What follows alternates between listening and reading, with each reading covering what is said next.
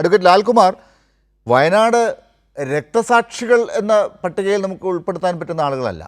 അതിനപ്പുറം ഒരു പ്രകൃതിയുടെ ദുരന്തത്തിൽപ്പെട്ട് ജീവൻ നഷ്ടപ്പെട്ടു പോയ, എല്ലാം നഷ്ടപ്പെട്ടു പോയ, എല്ലാം അവരുടെ നിലനിൽപ്പ് തന്നെ ഇല്ലാതായ ഒരു പ്രദേശത്ത് നിന്ന് ഒലിച്ചുപോയ ആളുകളുടെ ജീവിതത്തെക്കുറിച്ചാണ്. സർക്കാരിന് ഉത്തരവാദിത്തമുണ്ട്, അത് ലോകത്തെവിടെയാണെങ്കിലും.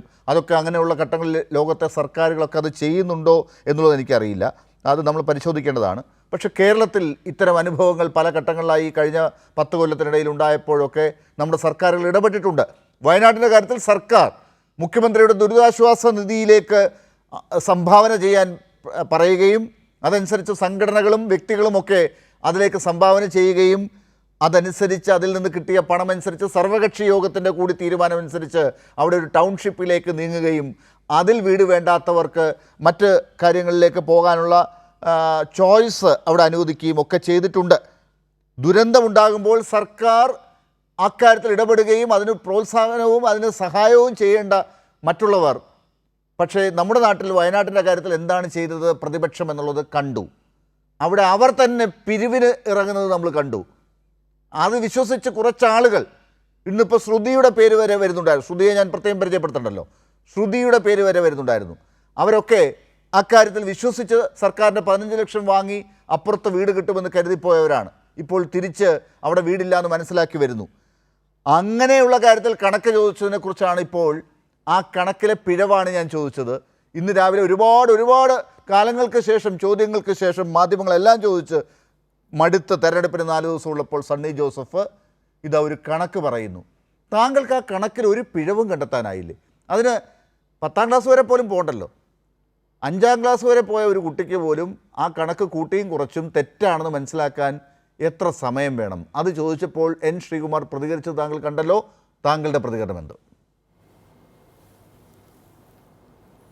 അല്ല, ശ്രീകുമാറിയേട്ടൻ്റെ പ്രതികരണത്തിൽ ഞാൻ അത്ഭുതങ്ങൾ കണ്ടെത്തുന്നില്ല. അത് സ്വാഭാവികമായ പ്രതികരണമാണ്. ഇവിടെ 2 ഫണ്ടുകൾ തമ്മിലുള്ളൊരു കമ്പാരിസനാണ് അദ്ദേഹം നടത്തിയത്. എത്ര ബാലിശമായ കമ്പാരിസനാണ് നോക്കൂ. വയനാടുമായി ബന്ധപ്പെട്ട് ഇവർ പിരിച്ച പണവുമായി ബന്ധപ്പെട്ട ചോദ്യമാണല്ലോ. കോൺഗ്രസ് ഈ പിരിച്ച പണത്തിൻ്റെ പ്രസക്തി എങ്ങനെയാണ് ഉണ്ടാകുക? ഇവരെ വിശ്വസിച്ച് വയനാട് വീട് നോക്കിയിരിക്കുന്ന ആൾക്കാരുണ്ടെന്നേ. സർക്കാരിൻ്റെ ഇന്ന് 15 ലക്ഷം രൂപ മാത്രം മേടിച്ച് സർക്കാർ ഇവിടെ പണിഞ്ഞു കൊടുത്തിരിക്കുന്നത്, സത്യം പറഞ്ഞാൽ ഒരു വയനാടിൻ്റെ സെൻറ്ററിലാണ് പണിഞ്ഞു കൊടുത്തിരിക്കുന്നത്. ആ ഏറ്റവും ക്രീമി ഏരിയയിലാണ് പണിഞ്ഞു കൊടുത്തിരിക്കുന്നത്. അങ്ങനൊരു സ്ഥലത്ത് വേണ്ട എന്ന് പറഞ്ഞ് ഈ പറയുന്ന കോൺഗ്രസിൻ്റെ വാദം കേട്ട് പുറത്തിറങ്ങിയവരെ അവരെ കൈയൊഴിയല്ലേ ഇവർ ചെയ്തത്?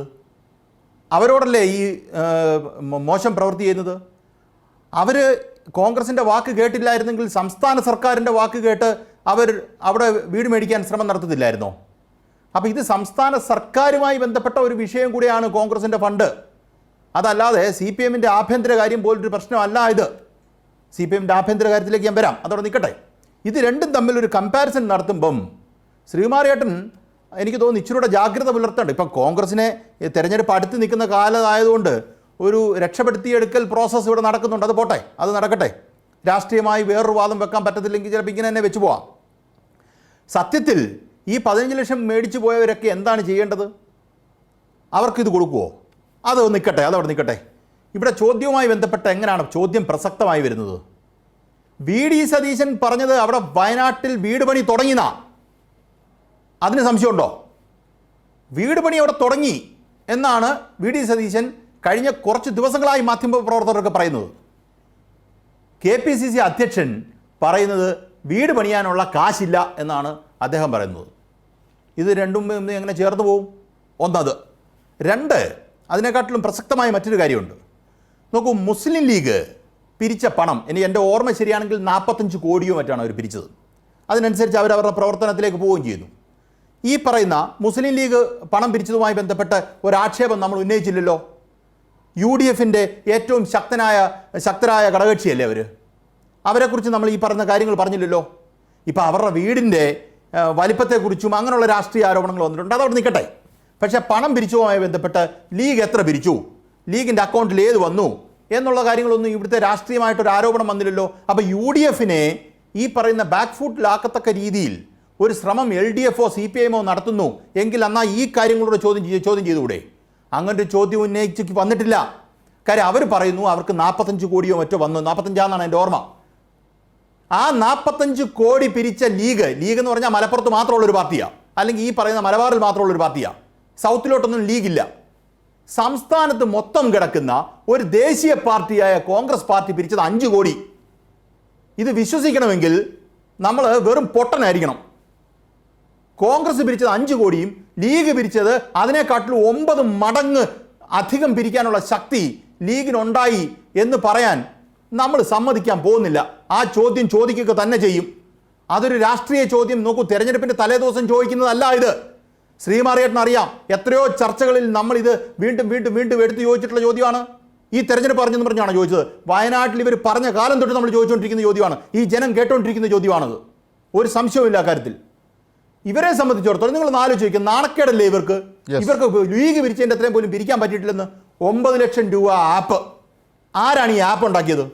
9 ലക്ഷം രൂപയുടെ ആപ്പ്. ആപ്പിളിൻ്റെ ആപ്പ് ഉണ്ടാക്കാൻ 9 ലക്ഷം രൂപ അതിലായിരിക്കുമല്ലോ. ആപ്പിളിൻ്റെ ഇവർ ആരെ കൊണ്ടാണ് ആപ്പ് ഉണ്ടാക്കിച്ചത്? ഇപ്പം ആപ്പുമായി ബന്ധപ്പെട്ട് ആപ്പിലെ ഒരു സ്ക്രീൻഷോട്ട് കറങ്ങുന്നുണ്ട്. അത് കറക്റ്റാണോ ഇല്ലയോ എന്ന് എനിക്കറിയത്തില്ല. അവരിനകത്ത് പറഞ്ഞിരിക്കുന്ന കോടികളാണ് തുക. എത്രയോ കോടി പിരിച്ചു, 55 കോടിയോ അങ്ങനെ കണ്ട് തുക പിരിച്ചു എന്നാണ് പറഞ്ഞിരിക്കുന്നത്. പക്ഷേ KPCC പ്രസിഡന്റിൻ്റെ കണക്കിൽ അത് 5 കോടിയേ ഉള്ളൂ. അപ്പോൾ ചുരുക്കത്തിൽ പറഞ്ഞാൽ പണം അടിച്ചു മാറ്റി മുക്കി, പിരിച്ചടിച്ചു മാറ്റി. ഈ പിരിച്ചടിച്ചു മാറ്റി എന്നുള്ളത് പിരിച്ചടിച്ചു മാറ്റി എന്ന് തന്നെ പറയണം. അതിപ്പോൾ നാളെ തെരഞ്ഞെടുപ്പുണ്ടോ ഇന്നലെ തെരഞ്ഞെടുപ്പ് ആയിരുന്നോ എന്നുള്ളതൊന്നും ഇവിടുത്തെ രാഷ്ട്രീയ പ്രശ്നമല്ല. സംസ്ഥാനത്ത് ഈ പറയുന്ന രീതിയിൽ ഒരിക്കലും ഉണ്ടാകാത്ത രീതിയിൽ ഒരു ഉരുൾപൊട്ടലുണ്ടായി. അതിനകത്ത് നൂറുകണക്കിന് പേർ ആൾക്കാരുടെ ജീവൻ നഷ്ടപ്പെട്ട് ബാക്കിയുള്ളവരെല്ലാം ഇല്ലാതായി നിൽക്കുന്ന, അവർക്കൊന്നുമില്ലാതായി നിൽക്കുന്ന ഒരു അവസരത്തിൽ ആ വിഷയത്തെ നിങ്ങൾ ഡീൽ ചെയ്ത രീതി, ഉത്തരവാദിത്തപ്പെട്ട ഒരു പൊളിറ്റിക്കൽ പാർട്ടി, ദേശീയ പാർട്ടി, വയനാട്ടിൽ രാഹുൽ ഗാന്ധി മത്സരിച്ച്, പ്രിയങ്ക ഗാന്ധി മത്സരിച്ച് ജയിക്കുന്ന ഒരു സ്ഥലത്ത് അതിന് നിങ്ങളുടെ നിലപാട് എന്താണ്? ആ നിലപാട് ഇങ്ങനെയാണ് നിങ്ങൾ മുന്നോട്ട് പോകുന്നതെങ്കിൽ എങ്ങനെയാണ് ഈ സംസ്ഥാനത്തെ നിങ്ങൾ ട്രീറ്റ് ചെയ്യാൻ പോകുന്നത്? എങ്ങനെയാണ് നിങ്ങൾ ഒരു കാര്യം നടത്തിയെടുക്കാൻ പോകുന്നത്? ഇങ്ങനെയുള്ള സുപ്രധാനമായ ചോദ്യങ്ങൾ നിങ്ങൾക്ക് ചോദിക്കുമ്പം തെരഞ്ഞെടുപ്പായതുകൊണ്ട് ഇപ്പോൾ KPCC പ്രസിഡന്റ് ഇത് കൊണ്ടുവന്ന എന്തിനാ? ഈ പറഞ്ഞ അക്കൗണ്ടിലുള്ള കാശ് 5 കോടിയാങ്കി 1 മാസം മുമ്പ് പറയാമായിരുന്നല്ലോ, 2 മാസം മുമ്പ് പറയാമായിരുന്നല്ലോ, 3 മാസം മുമ്പ് പറയാമായിരുന്നല്ലോ. ഇതൊന്നും എന്നാ പറയാൻ? ഇത് ഇന്നലെ രാവിലെ വന്ന കാശല്ലല്ലോ. അപ്പോൾ ചുരുക്കത്തിൽ പറഞ്ഞാൽ ഈ കാശുമായി ബന്ധപ്പെട്ട് പറയുന്നത് മൊത്തം പച്ചക്കള്ളമാണ്. ഇപ്പം മുഖ്യമന്ത്രി ചോദിച്ചുകൊണ്ട് പറയുന്നു വേണ്ടാന്ന്. നിങ്ങൾ ജനങ്ങളോട് പറ, നിങ്ങൾ പൈസ ഒരപ്പുറത്ത് നിന്ന് ഒരു പൊളിറ്റിക്കൽ പാർട്ടി ബാക്കിയുള്ളവരെല്ലാം നിങ്ങളെ ആക്ഷേപിക്കുകയാണ്. നിങ്ങൾ എത്ര പിരിച്ചത്, നിങ്ങൾ അടിച്ചു മാറ്റി എന്ന് ആക്ഷേപിക്കുകയാണ്. നിങ്ങൾ അക്കൗണ്ടബിൾ ആയിട്ടുള്ള ഒരു പാർട്ടിയാണെങ്കിൽ, നിങ്ങൾ ദേശീയ പാർട്ടി ഏറ്റവും അക്കൗണ്ടബിൾ ആയിട്ട് നിൽക്കുന്ന ഒരു പൊളിറ്റിക്കൽ പാർട്ടിയാണ്. നിങ്ങൾക്ക് എല്ലാ കാര്യങ്ങളും കണക്ക് കൃത്യമായിട്ടുണ്ട്. KPCC അധ്യക്ഷൻ്റെ പേരിലും ഈ പറയുന്ന വി ഡി സതീശൻ്റെയും കൂടെ പേരിലാണ് ഈ അക്കൗണ്ട് കിടക്കുന്നതെന്ന് പറയുന്നു. നിങ്ങൾക്ക് ഇതങ്ങ് പുറത്തു വിട്ടാൽ പോരായിരുന്നു ആദ്യം തന്നെ? ശരി, ഇത് അതാ പറഞ്ഞേ, അത് അന്ന് തൊട്ടേ അപ്പൊ പണിയായതിന്. ഒറ്റ കാര്യങ്ങൾ പറഞ്ഞ് അവസാനിപ്പിക്കട്ടെ. വെയിറ്റ് നിൽക്കാൻ ഞാൻ പറഞ്ഞ് അവസാനിപ്പിക്കട്ടെ. ഞാൻ പറഞ്ഞ് അവസാനിപ്പിച്ചില്ല. ഈ പറയുന്ന വിഷയം ഇപ്പം KPCC പ്രസിഡന്റിനെ കോൺഗ്രസ്സുകാർ ചീത്ത വിളിക്കുക. അതറിയോ? കോൺഗ്രസ്സുകാരിപ്പം KPCC പ്രസിഡന്റിനെ ചീത്ത വിളിക്കുക. കാര്യനാ, ഇങ്ങേരെന്തിനാണ് ഇതെടുത്തിട്ടത്? മിണ്ടാതിരുന്നാൽ പോരായിരുന്നോ? ഇതാണ് ഇപ്പോഴത്തെ വിഷയം. സത്യമാ, മിണ്ടായിരുന്നാൽ മതിയായിരുന്നു. കാര്യം ഇതങ്ങ് മുങ്ങിപ്പോയേന്. എന്നുവെച്ചാൽ നമ്മൾ ചോദിച്ചുകൊണ്ടേ ഇരിക്കുന്നുണ്ട്. ഉത്തരം പറയാത്ത ആൾക്കാരോട് നാണമില്ല. നമുക്ക് എത്ര പ്രാവശ്യം ചോദിക്കാൻ പറ്റും? നമ്മൾ ചോദിച്ചുകൊണ്ടേ ഇരിക്കുന്നുണ്ട്. ഉത്തരം പറഞ്ഞപ്പം ആ ഉത്തരത്തിനകത്ത് ഡിസ്ക്രിപ്പൻസീസ് വന്നു, വൈരുദ്ധ്യം വന്നു. ആ വൈരുദ്ധ്യത്തെ സംസ്ഥാനത്തുള്ള ആൾക്കാർ ചോദ്യം ചെയ്തു തുടങ്ങി. അതിന് ഇഷ്ടപ്പെടായിട്ട് ഇരുന്നിട്ടൊന്നും കാര്യമില്ല. 5 കോടിയെ പിരിച്ചു. ആപ്ലിക്കേഷൻ ഉണ്ടാക്കിയത് ആരാണ്?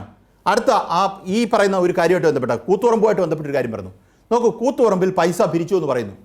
ആ പിരിച്ച ആള് പിരിച്ചു കള്ളത്തരം കാണിച്ചു എന്ന് പറയുന്ന ആള് കോൺഗ്രസിൻ്റെ കൂട്ടത്തിലാണ് ഇപ്പം നിൽക്കുന്നത്.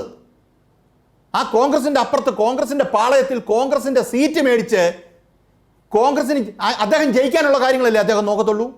ആ ജയിക്കാൻ നോക്കുമ്പോൾ ഇങ്ങോട്ട് വരുന്നത് മൊത്തം ആരോപണങ്ങളാകത്തില്ലേ? അദ്ദേഹം വളരെ പ്രീ പ്ലാൻ ചെയ്ത് ഈ പറയുന്ന ഇപ്പുറത്തിൽ നിന്ന് അപ്പുറത്തേക്ക് പോകണമായിരുന്നു, സീറ്റ് വേണമായിരുന്നു.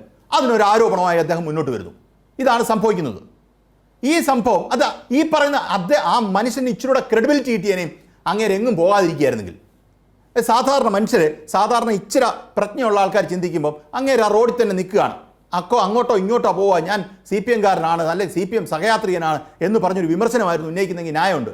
കോൺഗ്രസിൻ്റെ സീറ്റ് ഏതാ കോൺഗ്രസിൻ്റെ ടിക്കറ്റ് മേടിച്ച് വിജയിക്കാൻ ശ്രമിച്ചേച്ച് അവിടെ അപ്പുറത്തെ പാളയത്ത് പോയി നിൽക്കുന്ന ഒരാൾ ഇലക്ഷൻ സമയത്ത് സത്യം പറയുമെന്ന് വിശ്വസിക്കാൻ അരിയാഹാരം കഴിച്ചവർക്ക് ആർക്കും വിശ്വസിക്കാൻ പറ്റത്തില്ല. നിങ്ങൾക്ക് വേണേൽ വിശ്വസിക്കാം, ശരി, നിങ്ങൾക്ക് വേണേൽ എങ്ങനെ വേണമെങ്കിൽ അതിനെ കാണാം. പക്ഷേ അങ്ങനെ വിശ്വസിക്കാൻ പറ്റുന്ന ഒരു സാഹചര്യമല്ല. അദ്ദേഹം റോഡിന് നടുക്കല്ല നിൽക്കുന്നേ. ഈ പറയുന്ന ആരോപണങ്ങളിൽ ഉന്നയിച്ചവരെല്ലാം CPM-നെതിരെ ആരോപണങ്ങൾ ഉന്നയിച്ച എല്ലാ ആൾക്കാരും കോൺഗ്രസ് സീറ്റ് കൊടുത്തു.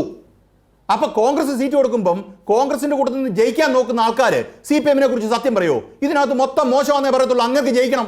അപ്പൊ അതിനൊക്കെ അത്രയ്ക്കേ ഉള്ളൂ. പക്ഷെ ഫണ്ട് കാര്യത്തിൽ ഈ പറയുന്ന 45 കോടി പിടിക്കാൻ കപ്പാസിറ്റി ഉള്ള ലീഗിന്റെ മുന്നിൽ നിങ്ങൾ 5 കോടി മാത്രം സംസ്ഥാനത്ത് മൊത്തം പിരിച്ചെടുത്തതിന്റെ കണക്ക് വിശ്വസിക്കാൻ തൊണ്ട തുടങ്ങാതെ വിഴുങ്ങാൻ ഇരിക്കുകയല്ല, പറ്റില്ല.